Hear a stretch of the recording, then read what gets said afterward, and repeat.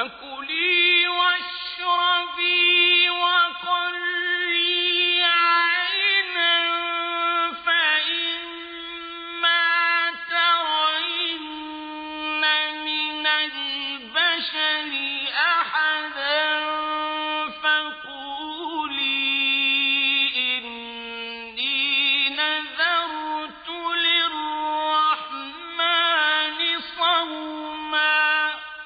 Hey everyone, Assalamu alaikum. This is Yunus Mirza and welcome to the Islamic Mary podcast. So for today, I want to talk about the top 5 of 2025.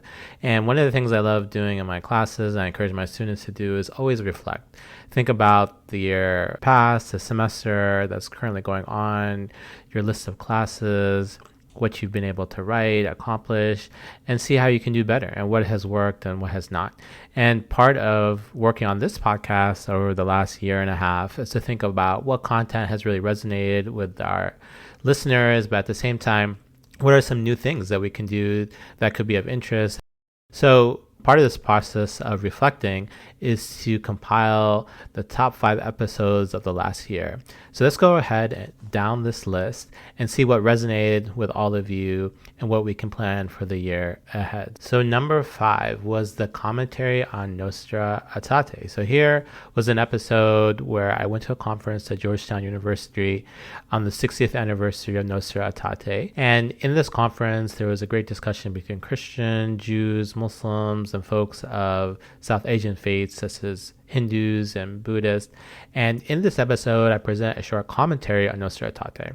And this is a Catholic document on the church relationship with other religions. Specifically, I focus on the paragraphs on Muslims. So this is a larger document primarily focused on Christian-Jewish relations. So this was published and brought together in 1965. And this was on the heels of World War II and the Holocaust. So there was a large discussion of Christian-Jewish dialogue and how Christians over the years had developed anti-Semitic views, in particular the idea that Jews had killed Jesus. So this document, while speaking about and focusing on Christian-Jewish relations, also has a paragraph that talks about Christian-Muslim relations. And it speaks about shared figures such as Jesus, Mary, Abraham, and it also speaks about social justice. So one of the things that really resonated in this particular conference and later in this episode is the idea of social justice.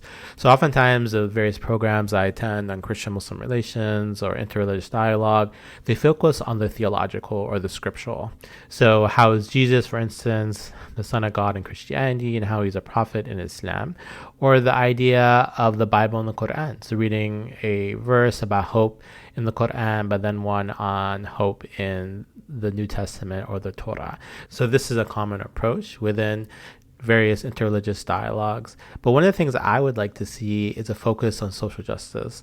And there are so many things that unite people around the world. So oftentimes we think of ourselves in terms of countries, the United States versus China, or that of United Kingdom. But we should start thinking about ourselves in terms of global citizens. And this is something in terms of my work in the Office of Global Engagement here at Shenandoah University, is that we think about ourselves as contributing to the world. So how can we all contribute to issues like climate change, global warming, that of zero hunger, gender equality? So these are all topics that all of us should invest in, and each of us affect one another, right? If you just think of, for instance, global warming and how carbon emitted in one particular part of the world is affecting people in other parts. So we have to think of ourselves as one community. So I would encourage you to think about checking that episode out, the commentary on Nostra Aetate. So let's go now to number 4. So number 4 on the list is Islam in Southeast Asia, an interview with Khairuddin Al-Junaid. So this was a interesting episode, an interview. So one of the aspects of this podcast is that I'm not just speaking and teaching, but also that I'm learning. Part of my own professional development and as a global citizen and a person who is a scholar, but also first and foremost a student, is to learn and to read books of my colleagues, of my friends, but also books I've never heard of, and they just kind of appear on my feed or are part of my research. And when I first started my graduate education, I was attracted to the framework of Abrahamic religions, or the ideas of Jews, Christians, and Muslims returning back to their founder, Abraham, to better understand their faiths and move beyond contemporary differences. However, in the last couple of years, I've been traveling to Southeast Asia through the Brzezinski Institute for Global Virtual Learning at Shenandoah University, which I direct.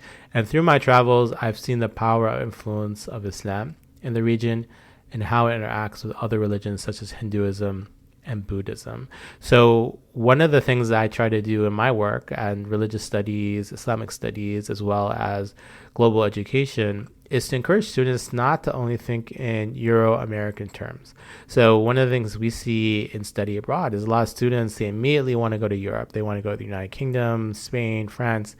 But we want to say, hey, look, there's the Middle East, there's Southeast Asia. These are other regions of the world that are amazing, that are productive, that Westerners do travel to, and the United States has a lot of strategic interest in those regions.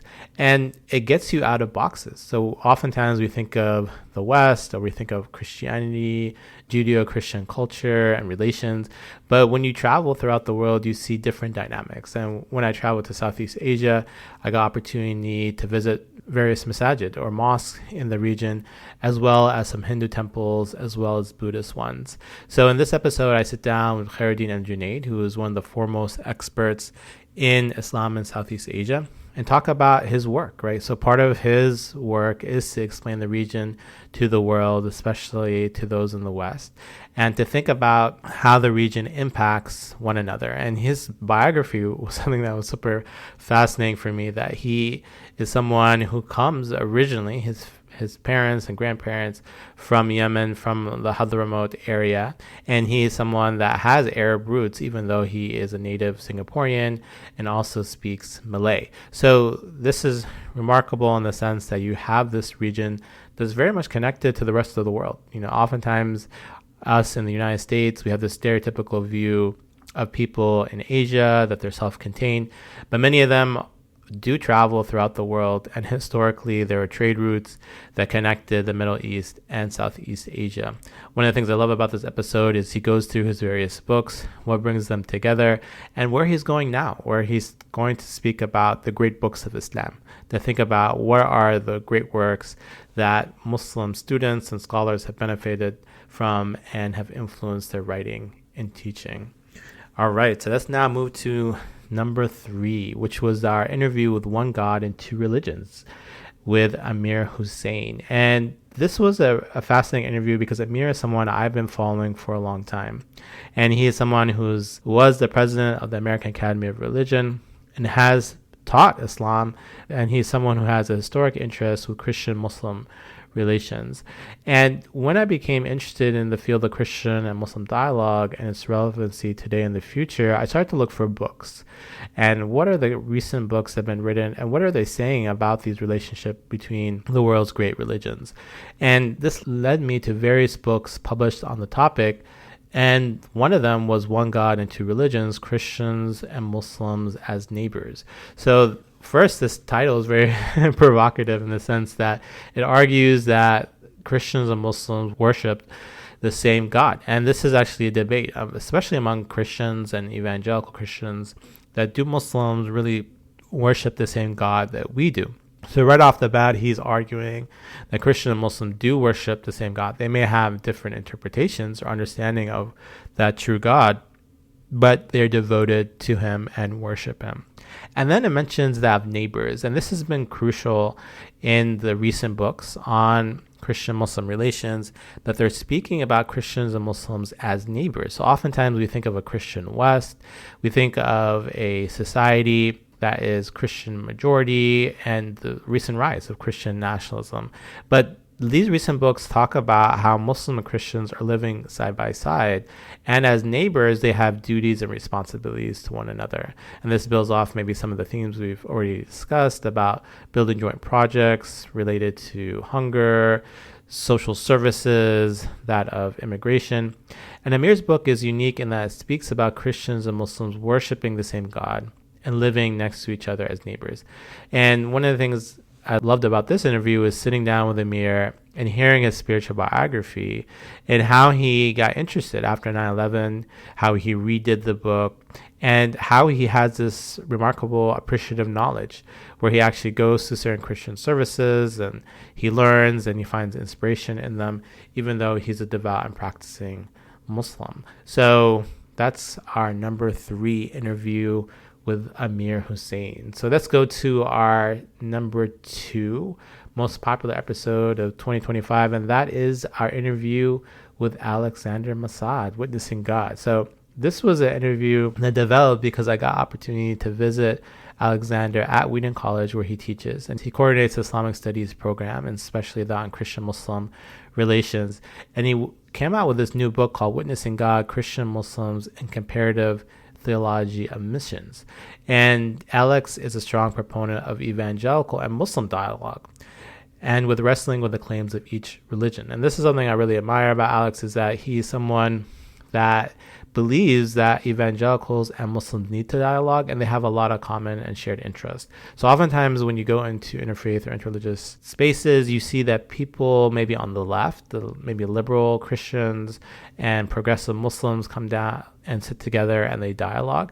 But evangelicals, or maybe the conservative quote-unquote Christians, are not present.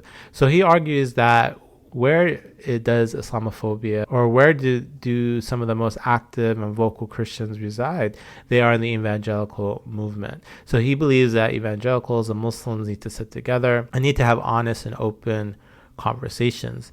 And in the interview, we discussed his spiritual biography, talked about how he traveled to Jordan and how he had some epiphanies there regarding himself, his role in the world as a Christian, but also respecting Islam and Muslim culture.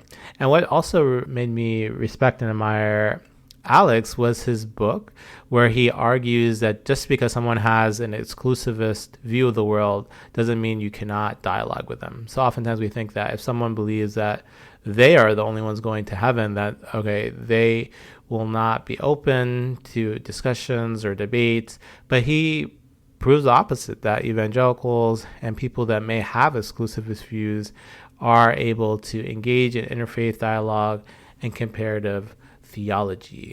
All right, so let's move now to the number 1 episode of 2025, and that is a devotional Qur'an by Shaukat Tarawa. And this was a remarkable interview that I had with Shaukat, and I was drawn first to Shaukat's work through Maryam, and eventually I wrote the book, The Islamic Mary, Maryam Through the Centuries. But that all started when I was reading articles on Mary, Maryam, and in particular the Surat Maryam, or the chapter of Mary in the Qur'an. I found it remarkable that this chapter has sound, unique rhyme, and some of Surat Maryam's unique qualities, such as the idea of mentioning Ar-Rahman, or the most merciful, and the concept of widda, or intense love, found in the chapter as well. Oftentimes in Muslim communities and even academia, we focus on other chapters. And for example, one of the most famous and popular ones is Joseph, or Surah Yusuf, the opening chapter of the Quran, Surah Fatiha. Also, we focus on the chapter of the cave, or Surah Kahf. So there are certain chapters in the Quran and surahs, even verses, that get a lot of attention. And there are other ones that are neglected. And one of them was that of Surah Maryam. And then in his book, A Devotional Qur'an, he translates key chapters and verses that are used in Muslim daily life. And this was really profound for me, and something I've used in my own teaching, is because once again, we often go into apologetic mode, right? So we go immediately to the verses in the Quran that may appear to be advocating inequality or violence, and we focus on these verses to the detriment of understanding Muslim life and culture. So in daily Muslim life, for instance, Muslims are not reading verses on inheritance, right? They're not reading verses on marriage or relationship between a husband and wife, but they are reading verses related to the most merciful one, or that of the dominion, or that God is one, or that we should pray and ask for guidance and being on the straight path.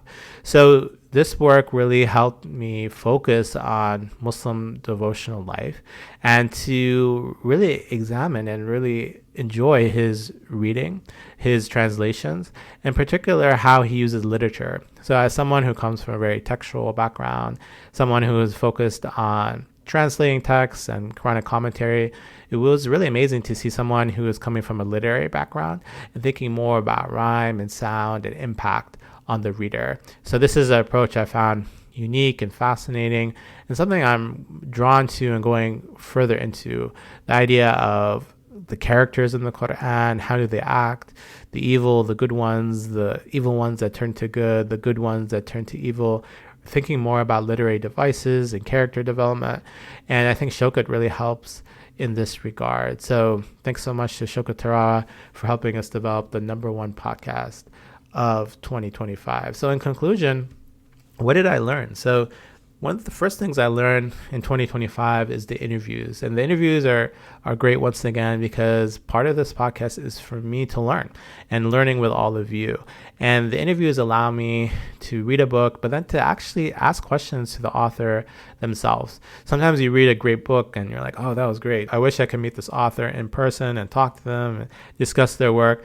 And the interviews allow me to sit down with them and to share that discussion dialogue with all of you. So I hope this year in 2026, I continue to do the interviews. I have a couple already lined up on that of Christian-Muslim relations, that of reinventing Islam, of Christian missions and their view of Islam. We also have an interview lined up in terms of emotions in the Qur'an, another one on the faith of prisoners. So the interviews, once again, have been amazing for me to learn, to read new books, but also share that discussion and knowledge with all of you. I've also seen that the single shows have done really well as well. That many people, when I go and speak at different communities and universities, they say, oh, I heard that podcast and I appreciate you speaking directly to us into the microphone and sharing your thoughts and ideas. The single shows where I'm speaking directly to all of you, people feel that direct connection, that intimacy, that personal connection. And I hope to continue to do many more of those single shows based on the book tour. So as I go and speak on the Islamic Mary, Maryam, that people ask questions and that I share those responses and dialogue with all of you. Also, that if I am researching something and I want to share that new research, this is a great opportunity to directly speak to you and to share that research and knowledge. And part of the single shows, I'm developing a new series on biblical and Quranic figures. So as I mentioned, I have my second edition of my book, The Bible and the Qur'an, Biblical Figures in the Islamic Tradition, coming out next year. And we're currently revising, going back to all those entries and looking on what we could improve. And as I go through those various entries, I want to share what those figures mean, how do they compare between the Qur'an and the Bible, and what are the morals and lessons that each figure demonstrates. So I've talked about already Solomon, Suleiman and the ant, David, Dawood and Bathsheba, Bilqis, the Queen of Sheba, and I'm going to continue to move and share some more stories regarding Jonah, Yunus, Job, Ayub, as well as that of Yusuf or Joseph. So each story, once again, is a paradigm. It represents a particular part of the Prophet Muhammad's life, and it's an opportunity for us to learn certain lessons and morals of how to live in the world in ethical and moral ways. So thanks once again for listening to the Islamic Mary podcast. I encourage you to order my book, which has been out. I'm really happy that the Christian Century has listed the book as one of the best books of 2025. I encourage you to subscribe to this podcast. So we're now on Spotify, Apple Podcasts, as well as YouTube. Encourage your friends, students, and colleagues to listen to the podcast. I'm teaching a class on navigating religious diversity here at Shenandoah. I'm having my students listen to the podcast, and many of my students have said this is a unique way. Oftentimes we just read books and articles, but actually having the professor speak to us directly is profound. We've also published around 80 episodes so far of this podcast, so feel free to go back into our library. We have a lot of interviews as well as Quranic commentary on the chapter on Mary, Maryam, as well as single episodes on various Quranic and biblical figures. You can review this podcast Happy to see we've had several reviews recently, and that helps people learn about the podcast as well as use it in their various study circles as well as classes. And you can visit my website and newsletter to learn more about my research, my scholarship, and various events related to the Islamic Mary Maryam through the centuries. Thanks once again, and take care.